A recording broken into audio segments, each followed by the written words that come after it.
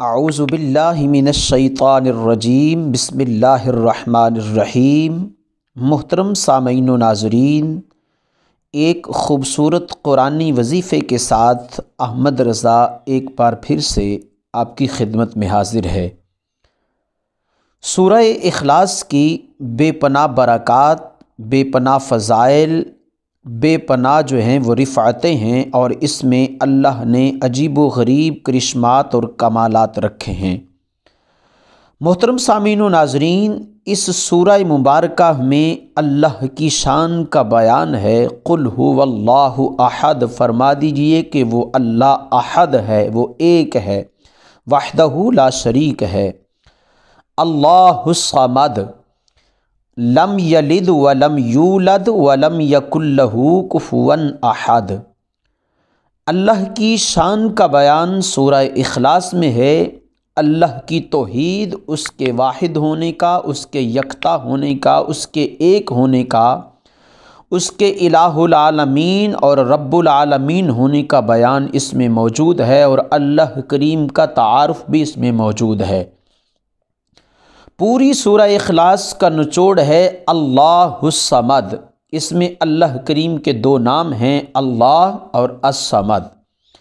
سورہ اخلاص کا نچوڑ اس ایک آیہ مبارکہ میں یعنی کہ دو الفاظ میں ہے، اور اس کا معنی یہ ہے کہ وہ مالک کائنات بے نیاز ہے، بے پرواہ ہے، اس کو کسی کی حاجت نہیں، کسی کی ضرورت نہیں۔ اور علماء دین نے اس وظیفے کی تلقین کی ہے۔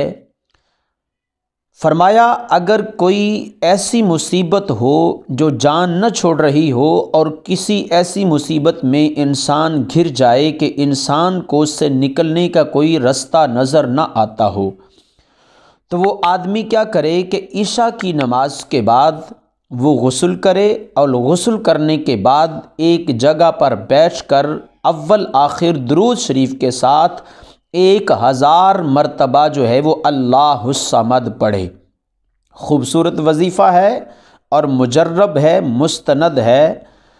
فرمایا ایسی مصیبت میں جو گھر گیا کہ اس کو اس سے نکلنے کے آثار نہیں نظر آ رہے، وہ بندہ جو ہے وہ اب کمزور ہے، ناتواں ہے، ضعیف ہے، تو وہ عشاء کی نماز پڑھنے کے بعد غسل کرے، اور غسل کرنے کے بعد ایک جگہ پر بیٹھ کر 1000 مرتبہ جو ہے وہ اللہ الصمد پڑھے، اور اول آخر جو ہے وہ درود شریف پڑھے۔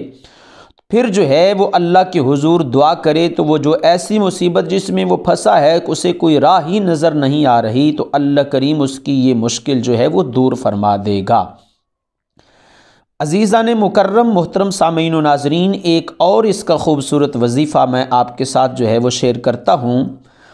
فرمایا جو بندہ مقام اور مرتبہ چاہتا ہے، جاہ و جلال چاہتا ہے، عزت و حشم چاہتا ہے، رعب و دبدبہ چاہتا ہے، اور کوئی ایسا مسئلہ حل کروانا چاہتا ہے جس میں وہ پھنس چکا ہے، یا کوئی بھی اس کو مسئلہ ہے، بندش ہے، رکاوٹ ہے، شادی بیاہ میں کوئی رکاوٹ ہے، یا میاں بیوی کے معاملات ہیں، کو اس مسئلے کو حل کرنا چاہتا ہے، تو وہ کیا کرے کہ عشاء کی نماز کے بعد 111 مرتبہ جو ہے وہ اللہ الصمد پڑھے۔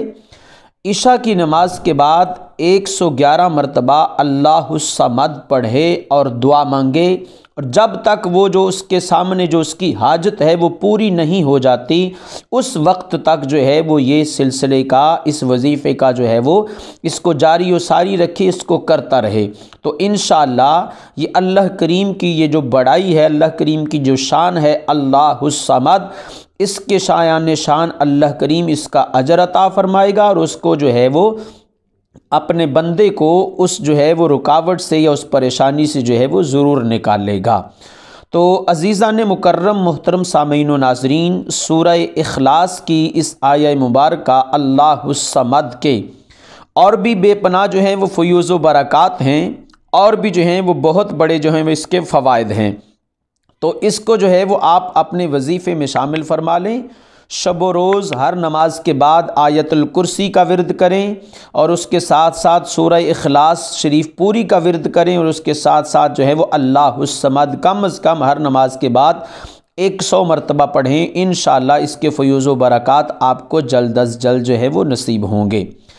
عزیزان مکرم محترم سامعین و ناظرین، ڈسکرپشن میں ہمارا واٹس ایپ نمبر موجود ہے۔ اگر آپ کوئی دینی اور شرعی رہنمائی جو ہے وہ چاہتے ہیں تو ہمیں جو ہے وہ ضرور آپ واٹس ایپ پر جو ہے وہ رابطہ کر سکتے ہیں، اور کمنٹس باکس میں جو ہے وہ آپ جو ہے وہ اپنی رائے کا اظہار کریں اور اپنے نام بھی لکھیں، تاکہ ہر نماز کی ادائیگی کے بعد آپ کے لیے دعا کی جائے، اور بالخصوص نماز جمعہ کی ادائیگی کے بعد اجتماعی طور پر آپ تمام احباب کو جو ہے وہ دعاؤں میں شامل کیا جا سکے۔ ویڈیو کو دیکھنے کا بہت شکریہ۔ اگر آپ چینل پر نئے ہیں تو چینل کو سبسکرائب ضرور فرما دیں، تاکہ ہماری ہر آنے والی نئی ویڈیو قرآن و حدیث کی جو روشنی میں ہے وہ آپ تک پہنچتی رہے۔